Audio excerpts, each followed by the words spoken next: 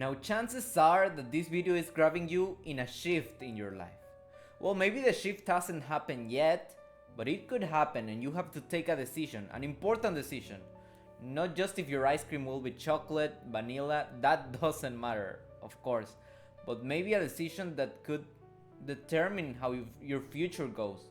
And maybe not your entire future, but maybe just a decision that is important. Maybe you gotta break up or not break up with a partner because you have to do other things. Maybe it is moving into another city, going for a better life, going for a better job, whatever it is.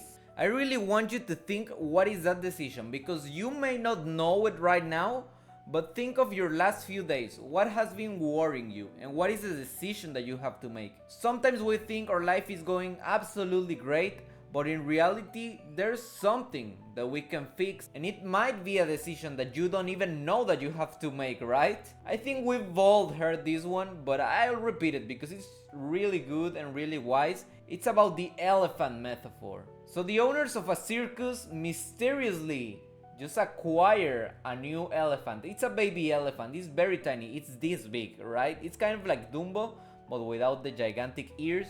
They give him a little food, they teach them some tricks. Now he is a really talented elephant. But yeah, he might be talented, but for a moment he is weak because he is a baby, he's very tiny, right? So they chain him down and he tries to escape. He's kind of panicking.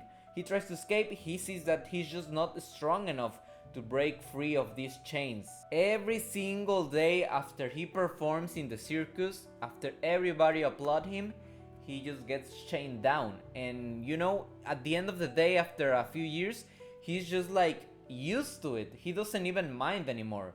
But then after even more years, he grows very big. He's gigantic, he's strong. The strongest elephant there has ever been. He even has a Guinness certified world record. Yeah, that's right. He really is the elephant. He is very strong.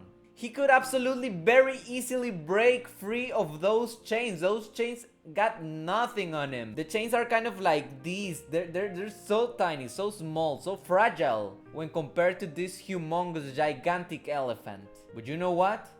He never breaks free. And of course we know why, right?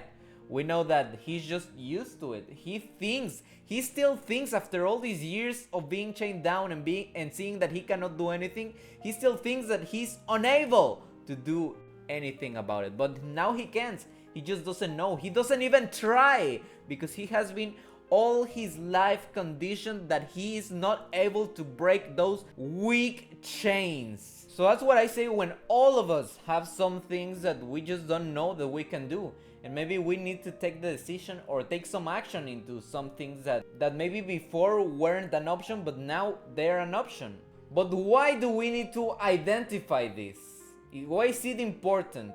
Like, I am comfortable right now. I am sitting in my chair, gaming chair. I have the air. It's really, really comfortable.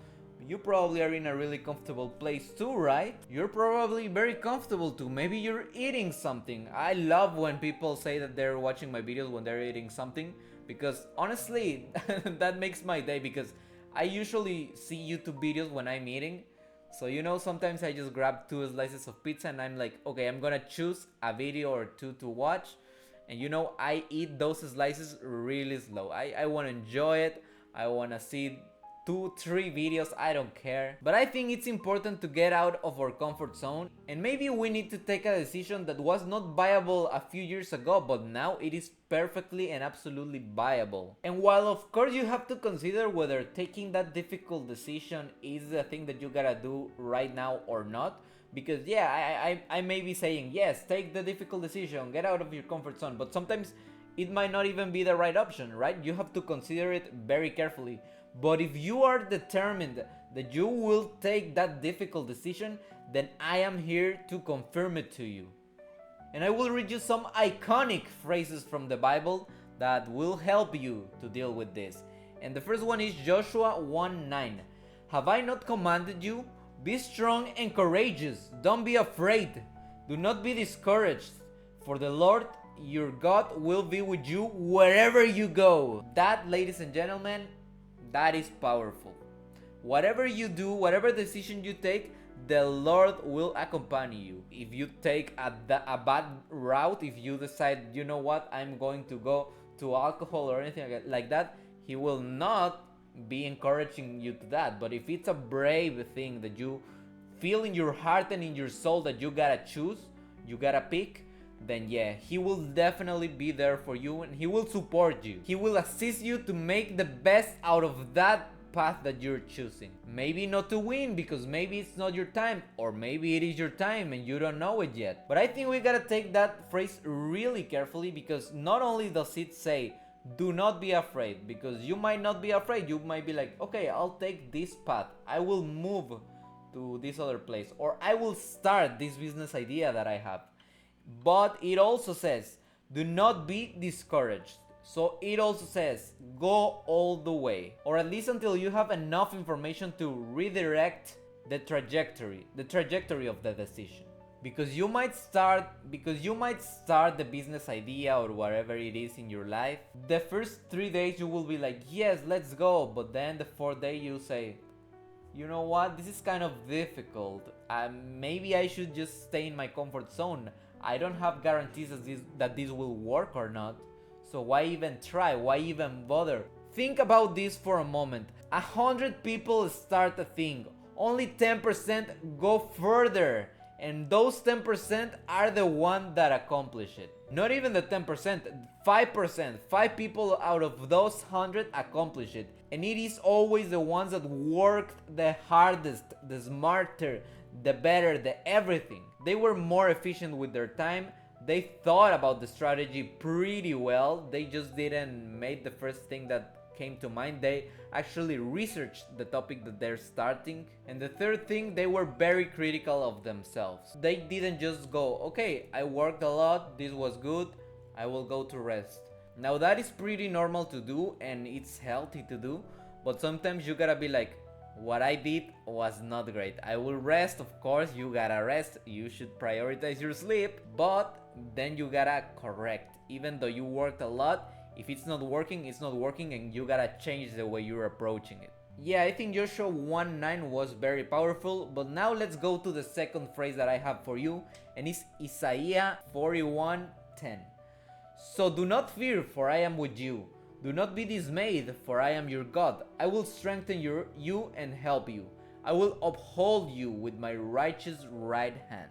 It is a little bit of the same in the sense that it says, okay, do not fear, I will be with you. We all know that, right?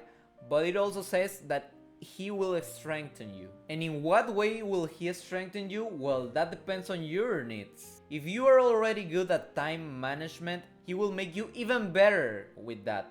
But I have this theory, of course this is just a theory, it's not confirmed or anything, that the things that you're the weakest at, He will purposefully not strengthen you in there, because He wants you to earn the strength. He needs you to work on it, and then when you get a little bit better, He will make the learning curve way faster, way bolder, so you don't have to worry. But you gotta put in the work. He will not just give you free skill. That is not going to happen. So you will definitely be caught up in some situations where you are like, oh, I was absolutely not ready for this mentally or physically. I was not ready for this. This is way beyond my skill level. What can I do now? Well, first you gotta be humble and accept that you're bad at it, and then practice it. If you thought God was just gonna give you skill because you were brave, well, in a certain point He will, but not in the beginning. In the beginning, He needs to know that you are able and capable of doing it yourself. Give a man a fish, he will eat one day. Teach a man how to fish, and he will eat for the rest of his life. So that's the premise of it, and I really hope that you consider very thoughtfully if you need to take this very difficult decision. I think there's some value in at least considering it. Maybe you were like, no, I will not even try. Well, maybe you don't, but think about it. Maybe analyze it, put it on paper, put it on an Excel sheet or whatever it is, and I think you might have a clearer vision of why you should try that path or why you shouldn't. But yeah, definitely wait it out. And Thank you so much for watching. I hope that this was helpful to you in some way. So I think it's a really good moment of reflection for both you and I. So I think this really beautiful moment that we can share, and I don't know, it's just really beautiful. So thank you again for watching this video, and I'll see you guys on the next one. Goodbye.